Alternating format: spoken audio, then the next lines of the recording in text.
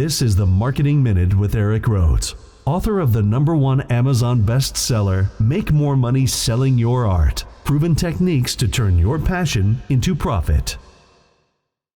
Okay, so I'm going to take your questions and try to get them the best I can. We also put this on the Art Marketing Minute as a separate podcast. That's why you see the Plein Air podcast set beside me, because we're doing it from the Plein Air podcast, in case you're wondering if you're listening. Okay, this is from Sandy White in Colorado, who says, I am finally getting into marketing my own artwork. What are the first things that I should be doing? Sandy, congratulations.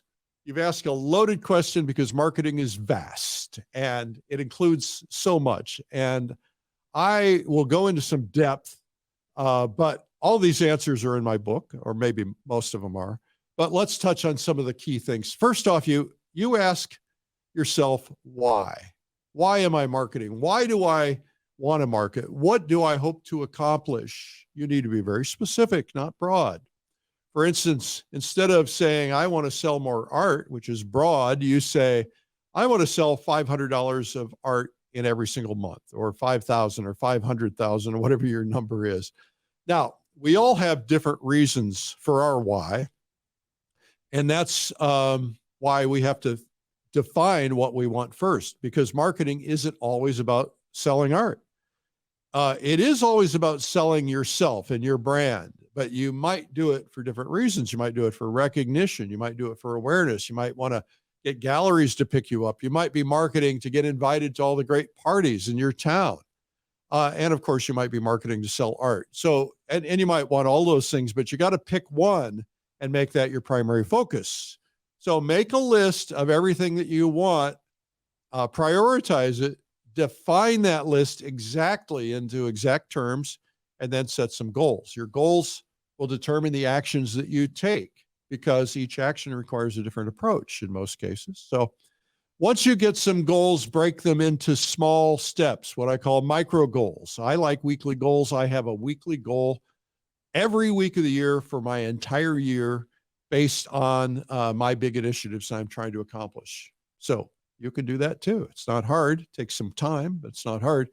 Just follow a plan so it's not all or nothing at once, right? So we can't get it all at once, no matter how hard we try, no matter how much money we have, we can't get it all at once. There are things you can do to stimulate things better with those things. But to get noticed, to get started selling, you've got to gradually build sales with confidence before you pull the trigger. You know, if you decide you want to go full-time and replace your full-time income, then you've got to kind of get used to it first. So don't just jump in and quit your job. I don't recommend that. I think you want to keep that job, because things always take longer and cost more money than you think they will. And having that job will help you, and you'll be able to just work two jobs simultaneously, your art and that job, right? Also, you need to decide where your focus is going to lie. Is it local, regional, national, international? It becomes more complex and more expensive the more you add to that and expand. But I want to recommend that every artist ultimately has a local strategy and a national strategy. And the reason I say that is because local is really important to you, because you can get involved in local things and become a celebrity locally, and that's going to buy you a lot of parties and invitations and things like that. And you're going to get seen, and there's money in your town who will buy your paintings. But a national strategy is also good, because sometimes the local towns have bad economies, and you want to have a strategy so you can go where the money is, where fish are jumping into the boat, so to speak, right? So this list, of course, is the top of the iceberg. But start defining what you want your life to look like, what you need financially, what you want to be able to do, such as travel or workshops or other things, perks. And then, maybe it's building the ultimate studio like Lori Putnam did. She's famous now, but she came to me, she was broke. We built a plan. I helped her with her marketing. She built her ultimate studio and makes more money than she ever thought possible in her life. And it's very possible. It just takes time and dedication. She's worked very hard at it for 10 solid years. And she made really good progress fast, but she makes more and more progress. The longer you keep it going, you build momentum. She's passionate. She's driven. She works hard. And she's also become a better marketer than me because she's really good at it. She's got good instincts. And so if you study it, you can become that too. So I hope that helps. The second question comes from Scott in Dalton, Pennsylvania, who says, this is a long one.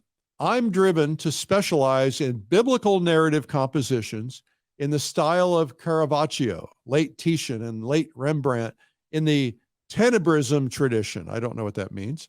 I'm drawing upon an education in biblical studies, 20 years of managing a high-end picture framing and manufacturing business, and a lifelong connection with the church.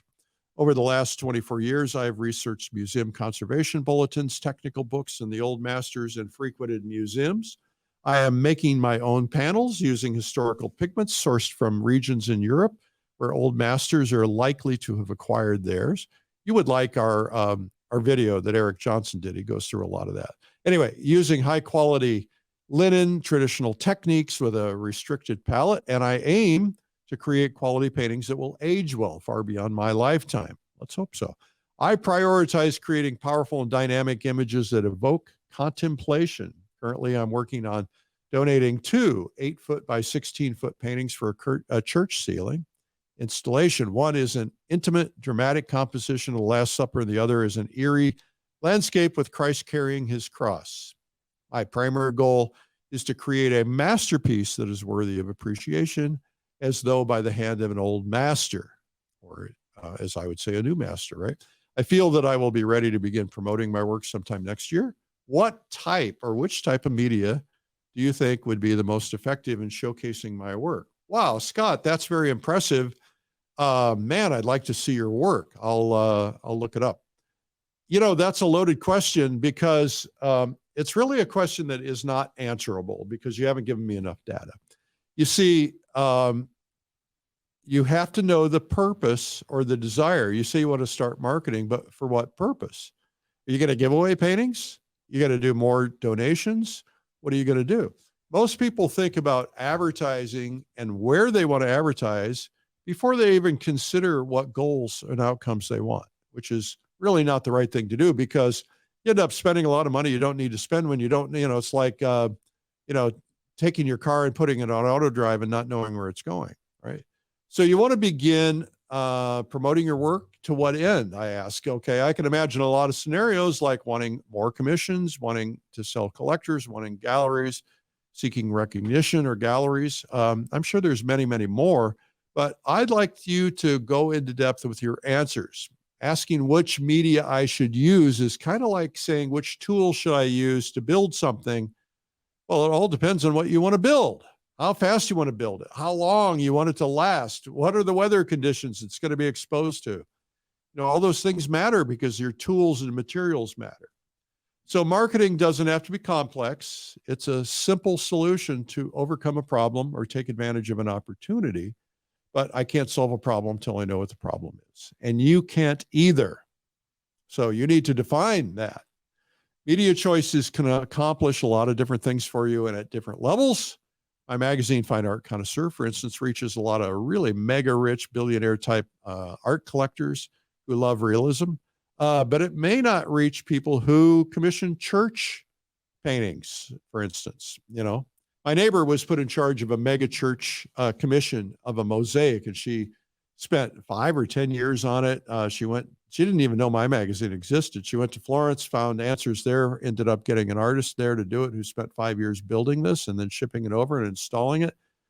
So, you need to figure out where the fish are that you want to bite and that you want to catch, right? So, first off, you got to know what the problem is. Start by stating the desired outcome.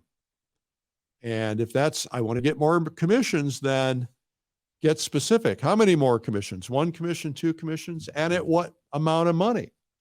If you want 1 commission within 12 months, and I know you have to work in advance because you're going to be working on one for a long time, then, what are you willing to spend to get that commission? Are you willing to spend 10%, 5 to 10, sometimes 20% marketing expense is pretty normal.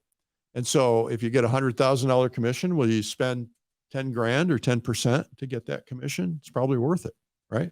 And so sometimes it's not about advertising, though. It might be a matter of a couple of phone calls or asking the right people who the right people are.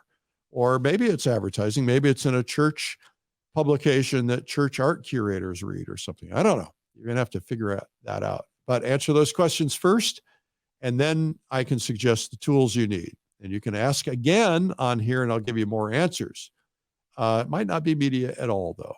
Right? Hope this helps. Anyway, that is today's Art Marketing Minute. This has been the Marketing Minute with Eric Rhodes. You can learn more at artmarketing.com.